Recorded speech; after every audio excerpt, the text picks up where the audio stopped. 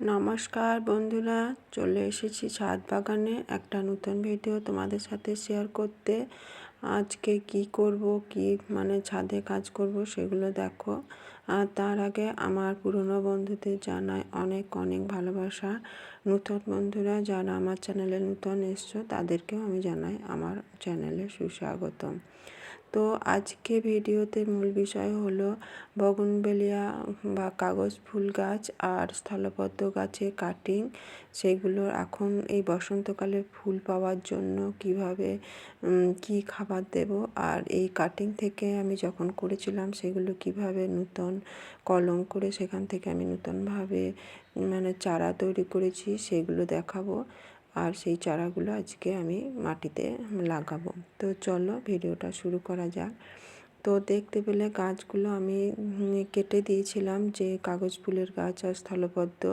আমার মনে হয় এই টাইমে গাছ কাটার থেকে গাছগুলো যদি ফুল দেওয়ার শীতের সিজনে যখন ফুল শেষ হয়, যখন শীত ঘুমে যায় তার আগে যদি কেটে দেওয়া হয়।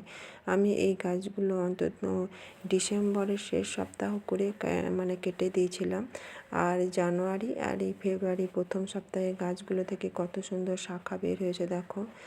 আর এই গাছগুলো এখন এই বসন্তকালে তো ফুল আসবে, ওই জন্য এখন কেটে খাবার দিলে আর ফুল পাওয়া যাবে না, ওই জন্য গাছগুলো আগে কেটে রেখে দিয়েছিলাম।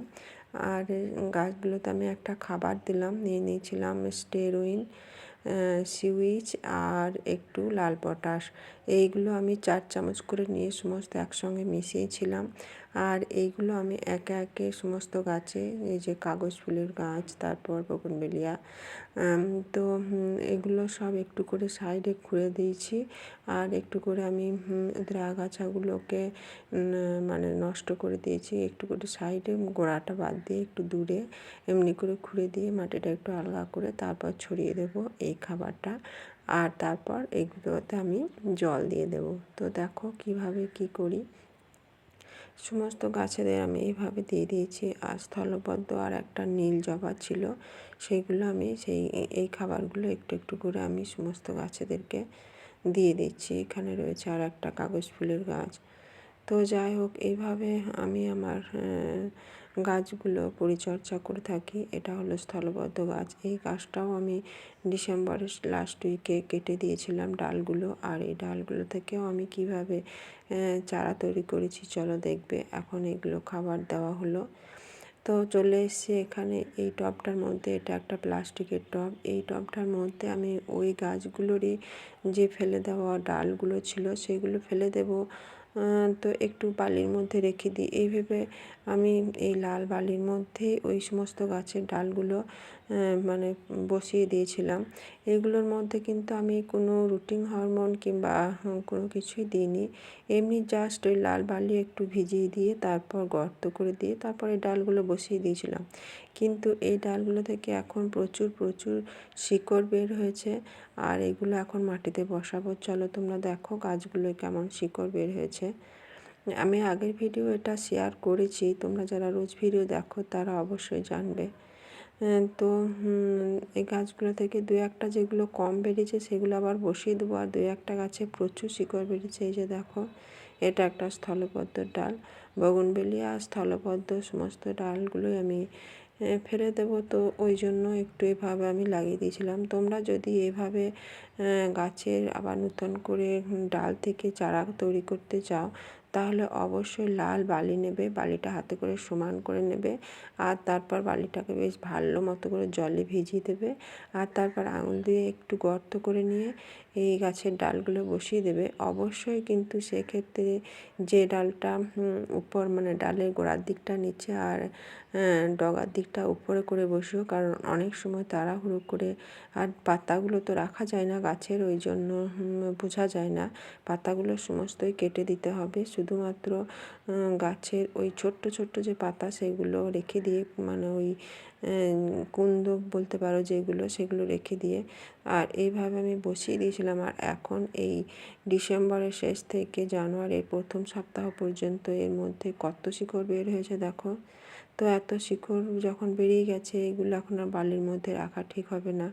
ওই জন্য এগুলো আমি এখন একটু মাটির মধ্যে দিয়ে দেবো ভাবছি। তো এখন একটু অল্প মাটি, মানে অল্প মাটি আছে সেরকম টবের মধ্যে দেবো। এই দেখো এখানেও একটা স্থলবদ্ধ গাছ রয়েছে, এর থেকেও আমি এই ডালটা কেটেছিলাম। আর একদম গাছ ভর্তি শিকড় চলে এসছে। আর এইগুলো একটু শিকড় কম এসছে, আমি এই গাছগুলো আবারও বসিয়ে দেবো। আর সেই সাথে তোমরা দেখে নাও আমরা কীভাবে আমি ওই চারাগুলো তৈরি করেছিলাম। ঠিক এইভাবেই মাটিটা সমান করে দিয়ে, এটা ভিজে আছে বলে আর জল দিলাম না, ভিজে না থাকলে আবার জল দিতে হতো। আর এভাবে আঙুল দিয়ে গর্ত করে দিয়ে এইভাবে আমি তৈরি করে রেখে দিয়েছিলাম। আর খাবার বলতে মোটামুটি 1 মাসের যাওয়ার পর, 1 মাস হওয়ার পরে লাল বালির মধ্যে আমি একটু করে খোল ভেজানো আর গোবরের জল যখন আমি অন্য গাছে দিয়েছি তখন এদেরকেও দিয়েছিলাম। একটু সামান্য পরিমাণের ওই হাফ গ্লাস মতো এই বালির মধ্যে দিয়েছিলাম।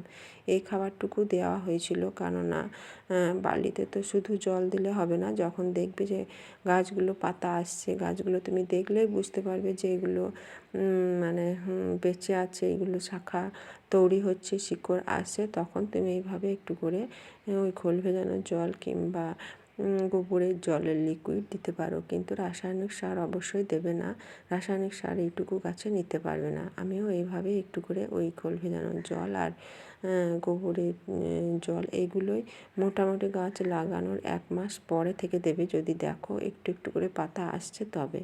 তো এইভাবে আমি এই চারাগুলো বানিয়েছিলাম। আর এই চারাগুলো আমি এখন এখানে লাগিয়ে দিলাম সমস্তগুলো। যখন এগুলো আর একটু বড় হবে তখন এইগুলো আরও বড় পটে রিপোর্টিং করতে হবে, কারণ এগুলো তো বড় গাছ হবে। এতটুকু মাটির মধ্যে এই গাছে ফুল আসবে না, তখন আবারও বড় গাছে, মানে বড় টবের মধ্যে রিপোর্টিং করে দেবো। আর এখন সমস্ত গাছগুলো আমি এইভাবে এই ছোট জায়গার মধ্যে একটু করে দিলাম, কারণ মাটিতে না দিলে আর এই শিকড়গুলো এত বড় হয়ে গেছে, গাছগুলো তখন মরে যেতে পারে। তো এইভাবে পরপর আমি সমস্ত কাজগুলো সেরে নিলাম। আমি আমার ছাদ বাগান যে সমস্ত কাজগুলো করে থাকি সেগুলো সবই তোমাদের সাথে শেয়ার করি। আর খুবই কমভাবে, মানে কম খরচে সহজে কিভাবে ছাদে গাছ রাখা যায় সেই সমস্ত কথাগুলো তোমাদের সাথে আমি শেয়ার করি। তো এখন জবা গাছেও একটু এই খাবার দিলাম, আর সেই সাথে এইদিকে রয়েছে আর একটা বুগুনভেলিয়া গাছ, এই গাছেও এই খাবারটা একটু দিয়ে দিলাম। তো আজকের ভিডিওটা এভাবে শেষ করলাম। আর ফিরে আসবো নতুন ভিডিও নিয়ে, আবারও নতুন গাছের পরিচর্যা নিয়ে। ততক্ষণ অবধি তোমরা সকলে ভালো থেকো, সুস্থ থেকো। তো আজকের মতো ভিডিওটা এখানে শেষ করছি। নমস্কার।